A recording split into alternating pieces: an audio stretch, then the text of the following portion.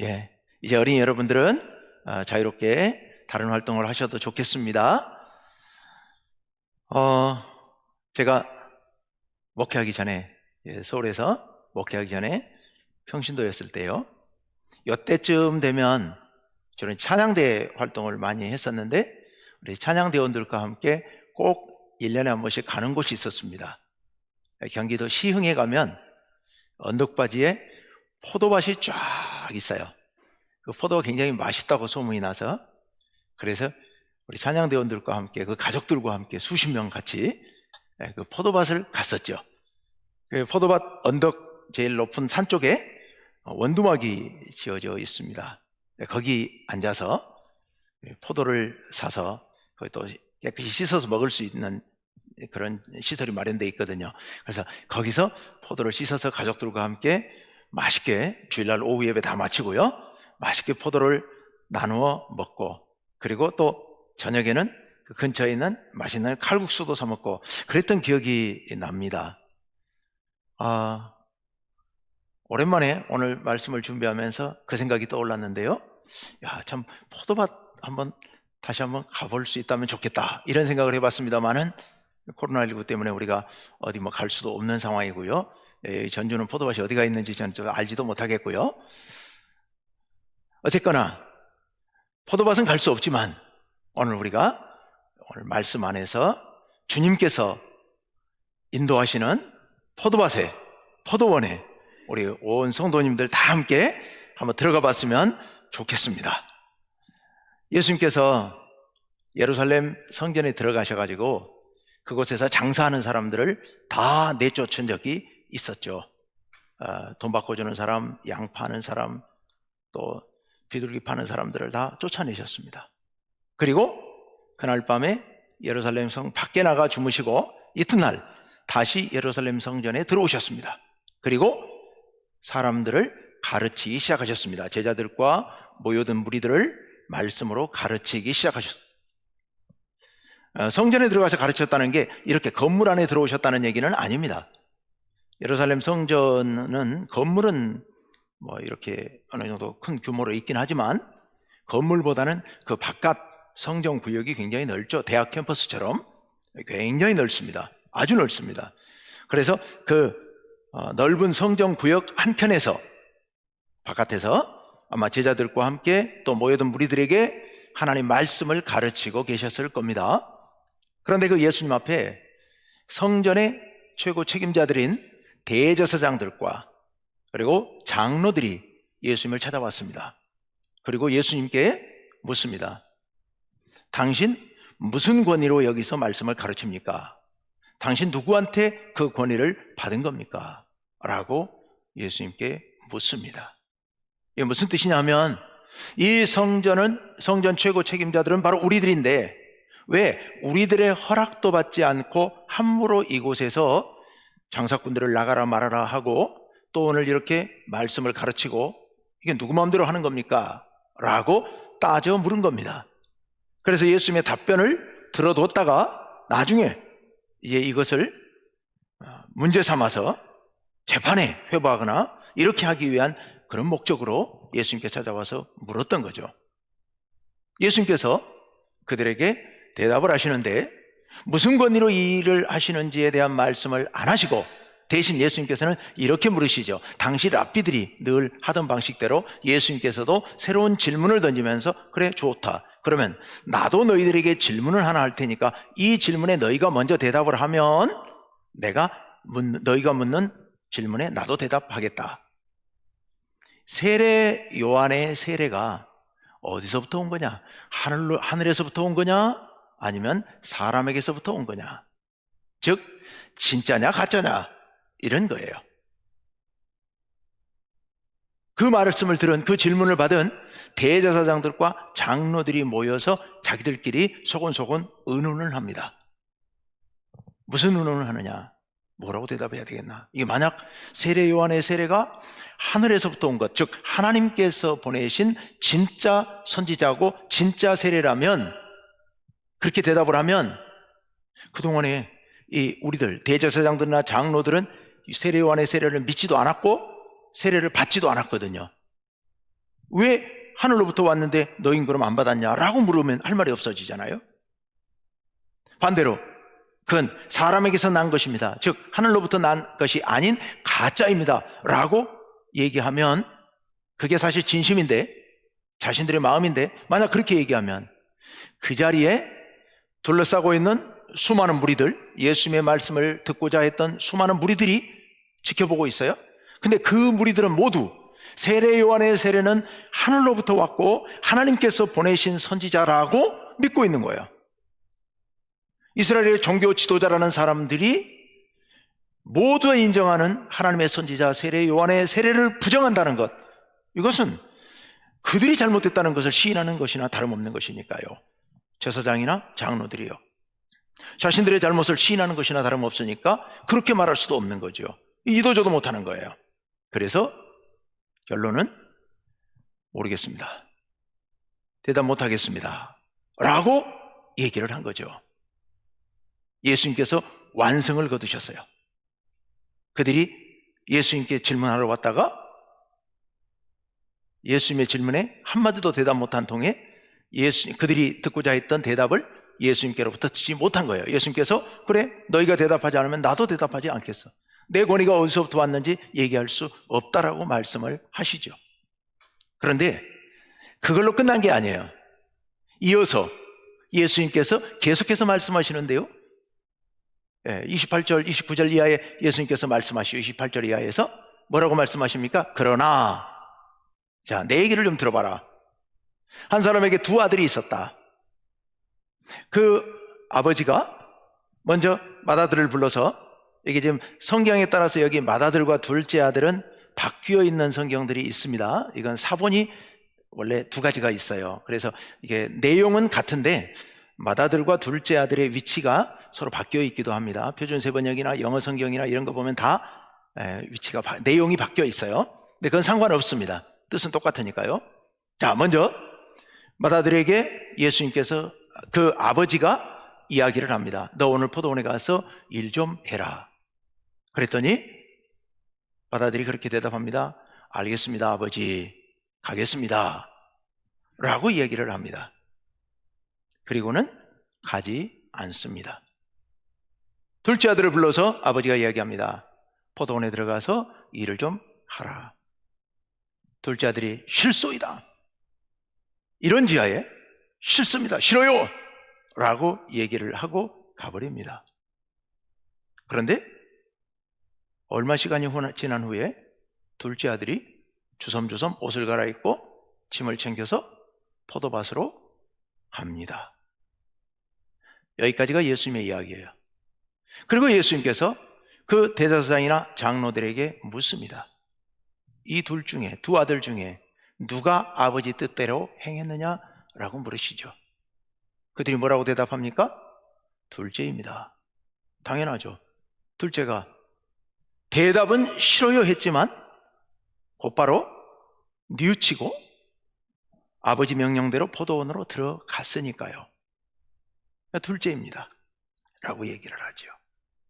그랬더니 예수님께서 그들에게 이야기를 하십니다.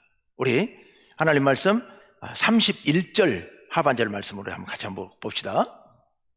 둘째입니다 라고 대답을 하니까 예수님께서 이렇게 하세요. 다 같이 시작. 예수께서 그들에게 이르시되 내가 진실로 너희에게 이르노니 세리들과 창녀들이 너희보다 먼저 하나님의 나라에 들어가리라. 아멘. 보세요. 그들에게 이르시되, 내가 너희에게 이르노니, 진실로 너희에게 이르노니 세리들과 창녀들이 너희보다 먼저 하나님 나라에 들어가리라. 앞에 예수님께서 드셨던 예화, 즉 아버지의 두 아들이 있었잖아요.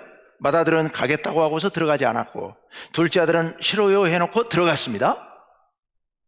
그 이야기를 마친 후에 예수님께서 이 얘기를 하신 거예요.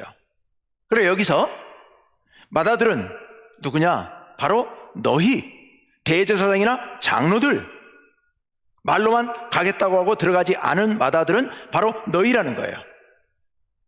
반면에 실소이다 하고서 나중에 뉘우치고 들어간 그 둘째 아들은 세리와 창녀들이라는 거예요. 더군다나 여러분 한 가지 주목해서 보시길 바랍니다. 그런데요, 둘째 아들이 어디로 들어갔습니까? 아까 이야기해서 포도원으로 들어갔죠. 포도원에 가서 일하라 했더니 나중에 뉘우치고 포도원으로 들어갔잖아요. 그런데 오늘 여기 예수님께서 그 이야기 뒤에 해설을 붙이시는데 뭐라고 붙이셔요? 그들이 먼저 어디에 들어간다고요? 하나님 나라에 들어가리라 라고 말씀하세요. 그러니까 그 아까 비유에 나왔던 포도원은 하나님 나라였던 거예요. 천국인 거예요, 천국. 그 천국에 누가 먼저 들어간다고요? 세리와 창녀들이 먼저 들어간다라고 말씀하고 계시는 겁니다. 여러분, 여기 세리와 창녀가 누굽니까? 대제사장과 장로들은 누구고 세리와 창녀들은 누굽니까? 대제사장이나 장로들은 그 당시 이스라엘에서 종교의 최고 지도자들이었죠. 정치는 당시 로마가 하고 있었으니까 종교적인 권한은 대제사장과 장로들에게 주어져 있었거든요. 그들은 그 어떤 백성들보다도 바로 모범적인 신앙인들이라고 생각이 되어서 대제사장의 직분을 맡고 있는 사람들이었습니다. 그들은 누구보다도 율법을 열심히 지켰던 사람들입니다. 온 백성의 신앙의 모범이 되어야 되는 사람들이었습니다. 그런데 그들을 향해서 예수님께서 말씀하십니다. 너희는 창녀들보다 못하다 라는 말씀이죠. 세리들이 누굽니까? 로마의 앞잡이로 로마의 세금을 대신 거두어 주는 사람들이었지 않습니까? 창녀들이 왜 나쁜지 하는 건 구체적으로 얘기 안 해도 그건 뻔한 것이고, 세리들, 그들 하나의 직업일 뿐인데 왜 그들이 나쁘냐라고 물을 수 있습니다. 그런데요, 세례 요한이 예수님보다 좀 더 앞에 와서 요단강에서 세례를 베풀 때 세리들이 세례를 받으러 왔어요. 그래서 세리들이 세례 요한에게 묻습니다. 우리가 어떻게 해야 구원받을 수 있겠습니까? 라고 얘기했더니 세례 요한이 세리들에게 뭐라고 얘기를 합니까? 정해진 것 외에는, 부과된 것 외에는 세금을 거두지 말라고 말씀하세요. 그게 무슨 얘기입니까? 세리들이 그동안에 법에 정해진 것 이상으로 많은 세금을 거두었다는 얘기죠. 그렇게 해서 이미 다 소문이 나서 모든 사람들이 다 그렇게 알고 있었다는 얘기입니다. 세리들은 거의 공공연하게 로마가 정한 세율 이상으로 많은 세금을 거두면서 악을 범하고 그걸 통해 착복을 했다는 얘기입니다. 그래서 당시 이스라엘 사회에서 세리들을 그러면 가장 나쁜, 가장 악한 죄인들, 부정한 사람들, 더군다나 이방인의 개들, 그래서 하나님 앞에 나올 수 없는 자들, 이렇게 돼 있었단 말입니다. 그런데 예수님 뭐라고 말씀하시냐면은 세리들과 창녀들이 하나님 나라에 먼저 들어간다는 거예요. 누구보다요? 대제사장이나 장로들보다 먼저 하나님 나라에 들어간다는 거예요. 이게 정말 놀라운 이야기죠. 놀라운 이야기예요. 왜 그랬느냐? 왜? 그 다음 절 32절 말씀을 우리 한번 읽어봅시다. 다 같이요, 시작. 요한이 의의 도로 너희에게 왔거늘 너희는 그를 믿지 아니하였으되 세리와 창녀는 믿었으며 너희는 이것을 보고도 끝내 뉘우쳐 믿지 아니하였도다. 아멘. 세리와 창녀들은 그동안에 하나님 말씀을 어겼습니다. 율법을 안 지켰습니다. 하나님의 명령에 실소이다 했던 사람들이죠. 그런데 세례 요한이 와서 복음을 전할 때 뉘우쳐 회개한 겁니다. 뉘우쳐 회개하고 세례를 받은 거예요. 예수님께서 와서 복음을 전하니까 그들이 모든 자신들의 죄를 뉘우치고 모든 잘못을 청산하고 하나님, 예수님의 명령을 따랐던 겁니다. 삭개오가 그동안에 자신이 모았던 재산 절반을 떼서 가난한 사람들에게 나눠주고 나머지 절반 중에서도 착복한 것은 4배로 갚겠노라고 예수님께 약속하지 않습니까? 뉘우치고 예수님의 명령을 순종하며 예수님 품 안으로 들어온 겁니다. 그런 반면에 그 모습을 보고도 너희는 누구요? 대제사장들과 장로들, 백성의 지도자들, 그들은 뉘우치지 않았다는 거예요. 끝내 뉘우쳐 믿지 아니하였도다. 세례 요한도 믿지 않았고 예수님도 믿지 않았고, 그러니 그들은 세리나 죄인들보다 하나님 나라 들어가는 게 더 늦어진다는 얘기죠. 못 들어갈 수도 있다는 얘기죠. 잘못하면. 여러분, 왜 종교 지도자들이 하나님을 가장 잘 믿는다고 생각했던 그들이 왜 하나님 나라에 세리나 죄인보다 더 늦어지고 못 들어가게 될까요? 오늘 예수님의 비유 이야기를 좀 더 세밀하게 볼 필요가 있습니다. 자, 예수님의 비유 이야기에서 먼저 여러분 둘째 아들 이야기를 먼저 잠깐 점검해 봅시다. 자, 둘째 아들, 아버지의 명령에 실소이다. 그런데 뉘우치고 들어갔습니다. 왜 뉘우쳤겠습니까? 뭘 뉘우친 거예요? 무슨 생각이 바뀐 거예요? 갑자기 포도원에 포도가 먹고 싶었던 걸까요? 그럴 리가 없잖아요. 자기가 싫다고 생각했었는데 갑자기 좋아진 거예요? 그럴 리도 없잖아요. 무슨 생각을 했기에 그들이 갑자기 뉘우치고 일하기 싫은데 포도원으로 갔을까요? 아버지를 생각한 거겠죠. 그렇지 않겠습니까? 자기가 아버지가 포도원에 가서 일 좀 하라는데 실소이다 하고 나왔으니 가만히 생각해 보니까 아버지가 생각이 난 거죠. 아버지가 얼마나 마음이 아프겠습니까? 아들에게 겨우 그거 좀 부탁했는데 아들이 싫다고 소리치고 가버렸으니 아들 생각에 내가 그 말을 해놓고 나와서 아버지 마음을 가만히 생각해 보니까 아버지 마음이 너무 죄송한 거죠. 아버지 마음이 너무 아플 것 같은 거죠. 그러니까 뉘우친 거예요. 뭘 뉘우쳐요? 아버지한테 그렇게 말했던 것을 뉘우친 거죠. 그래서 포도원으로 들어간 겁니다. 아버지의 마음을 생각한 거예요. 그런데요, 맏아들은 어떻습니까? 맏아들은 아버지에게 예, 그렇게 하겠습니다 라고 얘기를 했습니다. 그런데 말로만 그렇게 하고 그는 가지 않았습니다. 왜 그랬을까요? 잊어버렸겠죠. 아니면 아버지의 말씀을 듣고 아버지께 대답한 게 마음에 없는 말로만 대답을 했던 거죠. 어쨌든 그 맏아들의 문제는 뭐였느냐? 아버지의 말씀을 너무 가볍게 여긴 겁니다. 아버지의 말씀을 가볍게 여겼다는 얘기는 아버지를 가볍게 여겼다는 얘기입니다. 대제사장이나 장로들이나 서기관 바리새인들, 하나님을 가장 잘 믿는 것 같지만, 하나님의 율법을 가장 잘 지키는 것 같지만 그들은 하나님을 가볍게 여기는 겁니다. 그렇기 때문에 면전에서는, 앞에서는, 남들이 보는 데서는 다 잘 지키는 것 같은데 실제로는 지키지 않은 겁니다. 실제로는 순종하지 않는 겁니다. 그 맏아들의 문제가 뭡니까? 또 다른 문제가요. 그 맏아들의 문제는 아버지를 생각하지 않은 겁니다. 둘째 아들은 아버지의 마음이 어떠실까를 생각하고 뉘우치고 돌아갔다면, 맏아들은 자기가 약속까지 해놓고도 안 가버렸는데, 그리고도 전혀 뉘우치지를 않습니다. 왜요? 그의 생각에 아버지가 없거든요. 아버지를 생각하지 않거든요. 아버지의 마음을 생각하지 않거든요. 그러니까 뉘우칠 여지가 없어져 버리는 겁니다. 예수님을 잘 믿는다고 생각했던, 하나님의 명령을 잘 따른다고 생각했던 그들이었지만 사실 마음속 깊은 곳에는 하나님을 생각하는 마음, 하나님을 사랑하는 마음이 없는 겁니다. 그런데요, 더 결정적인 게 있습니다.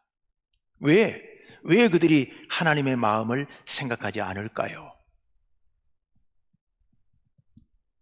하나님과의 관계가 문제가 있기 때문에 그렇습니다. 오늘 맏아들이 뭐라고 대답을 했냐면, 오늘 맏아들이 대답한 29절이죠? 29절 말씀 한번 띄워주세요.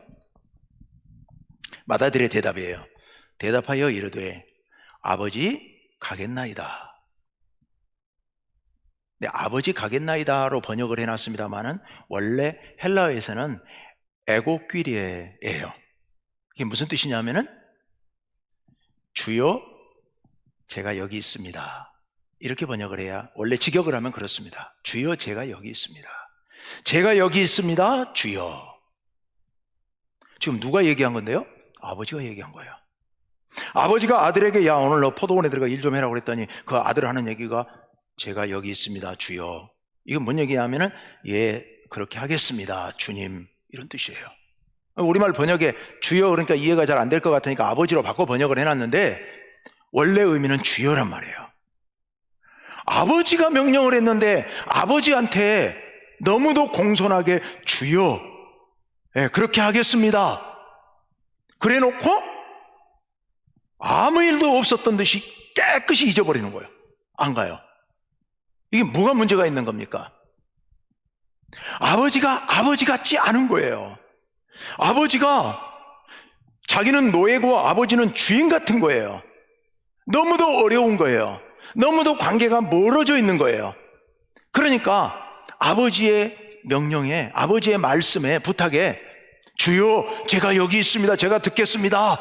마치 노예가 주인에게 대답하듯이 그렇게 대답해놓고는 돌아서서는 까맣게 잊어버리고 아버지의 마음이 아프든가 말든가 일이 되든가 말든가 일단 면전은 벗어났으니까 그걸로 끝이에요.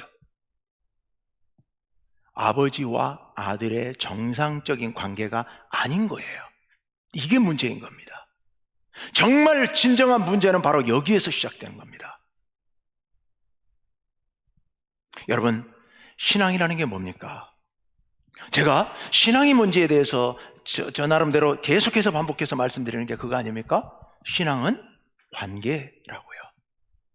우리가 하나님을 믿는다는 것은 하나님을 전적으로 신뢰하고 하나님과 내가 깊이 사랑하는 그 사랑의 관계, 이게 바로 신앙이라는 말씀을 제가 수도 없이 드렸습니다.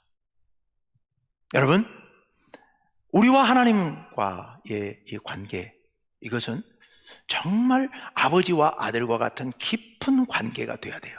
신뢰하는 관계가 돼야 돼요. 사랑하는 관계가 돼야 됩니다. 그런데 오늘 이 마다들 같은 제사장이나 장로들은 또 바리새인들은 하나님과의 관계가 아버지와 아들의 관계가 아니었던 거예요. 그러니까 하나님의 율법, 하나님의 명령에 대해서 면전에서는 주여 제가 듣겠습니다 라고 대답하고는 돌아서면 다 잊어버리는 거예요. 하나님을 사랑하지도 않았고 하나님을 신뢰하지도 않으니까 하나님의 마음이 얼마나 아프실지, 하나님의 마음이 얼마나 슬프실지, 허전하실지 전혀 생각하지 않는 거예요. 그러니까 그들은 이스라엘의 종교 지도자로서 누구보다도 하나님 명령을 잘 지키는 것 같지만 실제적으로 하나님을 사랑하지도 않았고 하나님께서 보내신 세례 요한을 믿지도 않고 세례를 받지도 않고 예수님께서 오셔서 복음을 전하는데도 그 복음을 전혀 받아들이지 않고 예수님을 배척할 생각을 하면서 쫓아와가지고 성전에서 말씀을 전하는데 쫓아와서 당신 누가 그 권위를 줘서 지금 거기서 말씀 전하고 있습니까? 당신 무슨 권위로 성전에 들어와서 장사꾼들을 내쫓고 우리가 허락해준 장사꾼들을 왜 당신이 내쫓습니까? 라고 예수님께 와서 항변하고 있는 겁니다. 하나님이 보내신 예수님 앞에 와서요. 여러분, 우리 모두는 대제사장이나 장로일 수도 있고요, 세리나 장녀일 수도 있습니다. 신앙생활을 오래 하고 직분이 있고 권위가 생기고 어느 정도 또 권한이 생기는 그런 위치에 올라서게 되면, 신앙의 연조가 점점 깊어지면 자칫 우리가 대제사장이나 장로들처럼 돼버릴 위험성도 있습니다. 하나님을 향한 순수한 신뢰와 사랑의 마음을 다 잃어버리고 마치 주인과 종처럼 하나님의 명령에 듣는 데서는 예 그렇게 하겠습니다라고 열심히 노력하는 척하죠. 열심히 교회 와서 봉사하고 열심히 예배드리러 오고 열심히 헌금 드리고 봉사하고 다 해요. 하나님의 눈앞에서만요. 돌아서면 잊어버리는 거예요. 그 가운데 뭐가 없어요? 하나님 향한 사랑의 마음, 신뢰의 마음이 없는 거예요. 더 근본적으로 하나님과 깊은 관계가 형성되지 않은 거예요. 여러분, 이 관계는 변하는 겁니다. 늘 말씀드립니다만 부부간의 사랑도 시시각각으로 변해가잖아요. 신혼 초와 또 결혼 10년 됐을 때, 20년 됐을 때, 30년 됐을 때, 아니 뭐 어제와 오늘 또 달라지는 거 아니겠습니까? 시시각각으로 변해가는, 살아있는 거예요. 그렇기 때문에 현재가 중요한 겁니다. 과거 얼마나 부부끼리 더 사랑했느냐, 이거 중요하지 않잖아요. 오늘 사랑하지 않으면 그만 아니겠습니까? 하나님과의 관계도 마찬가지입니다. 과거에 내가 예수를 얼마나 잘 믿었던지, 과거에 내가 얼마나 하나님께 충성을 다했는지 그거 아무 의미 없습니다. 지금 이 순간 내가 하나님을 얼마나 신뢰하고 하나님을 얼마나 사랑하고 하나님께 더 얼마나 가까이 나아가느냐, 어제보다 오늘이 하나님께 얼마나 더 가까이 나아가졌느냐, 이게 중요한 거예요. 이게 여러분의 신앙생활이 정말로 간절히 바라는 것은, 우리 충무교회 온 성도들의 신앙생활이, 우리 여러분들의 신앙생활이 날마다 하나님께 더 가까이 나아가는 신앙생활이 되시기를 간절히 바랍니다. 하나님과 깊은 관계를 맺어가시길 바랍니다. 작년보다, 지난달보다, 어제보다 오늘이 더 좋은 관계가 되는 그런 신앙생활 되시기를 간절히 바랍니다. 그래서 정말 하나님을 사랑하는 마음으로 무슨 일이 있을 때마다 우리 하나님 마음 어떠실까? 우리 하나님 마음 얼마나 아프실까? 우리 하나님 얼마나 슬프실까? 여러분이 그것을 생각할 수 있을 만큼 여러분들이 하나님과 깊고 깊은 관계를 맺어가시기를 간절히 바랍니다. 그렇게 하기 위해서 늘 하나님 말씀 가까이 하시고 늘 진심으로 기도하시고 하나님의 명령에 정말 하나님을 사랑하는 마음으로 순종하시고 날마다 하나님께 더 가까이 다가가시는 여러분 되시기를 간절히 바랍니다. 깊은 신앙의 관계, 하나님과 정말 사랑하는 부부관계보다 더 깊은 사랑의 관계가 맺어지기를 여러분 소망하시길 바랍니다. 이번 추석에 여러분들 마음 가운데 이번 추석을 계기로 이 소망을 꼭 가지셨으면 좋겠어요. 내가 내 하나님과의 관계가 더 좋아지고 더 깊어지는, 평생토록 하나님과 점점 더 좋고 더 깊은 사랑의 관계를 맺고 싶다, 이런 소망을 하나씩 품고 가시면 좋겠습니다. 그래서 평생토록 그렇게 살아가셔서 아까 둘째 아들이 포도원에 들어갔는데 예수님께서 그것을 빗대서 세리와 창녀들이 어디로 들어간다고요? 어디로 들어가고 있다고요? 포도원으로, 아니 하나님의 나라로. 둘째 아들이 들어간 포도원은 포도원이 아니라 하나님의 나라예요. 하나님의 놀라운 은혜가 넘치는 그런 하나님의 나라로, 하나님의 나라 포도원으로 여러분 다 들어가시기를 간절히 바랍니다. 기도합시다.